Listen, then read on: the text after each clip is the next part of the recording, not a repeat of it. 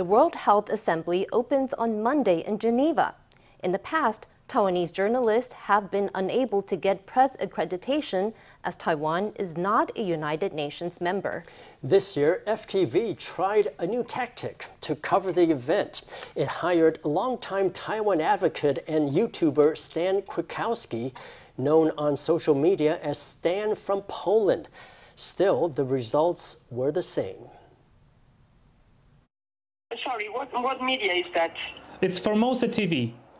Oh, from Taiwan? Yeah, the company is from Taiwan, I'm from Poland, and they're hiring me to report. Polish YouTube star Stan Kwiatkowski was hired to be FTV's foreign correspondent to cover the meeting of the World Health Assembly.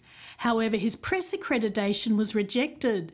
His rejection letter came from the UN's Geneva office, so he decided to call them and clarify the reasoning behind this decision. Okay. Because we can only accredit journalists who've got a nationality and a letter of accreditation from a media which belongs to a country recognized by the General Assembly. In the past, the UN has stipulated that journalists need to have the nationality of member states and has refused entry to Taiwanese reporters. This time, even though the UN had no objections to a journalist from Poland, Kwiatkowski was still rejected as his media company came from Taiwan, which is not recognised by the UN General Assembly. Why do you leave Taiwanese people behind? So that means that Taiwanese people, then why do you leave the people from that country behind? That means that they don't have access to the most fresh information, right? Every year, Taiwanese officials, NGOs or media do their best to join the WHA but are ultimately turned away.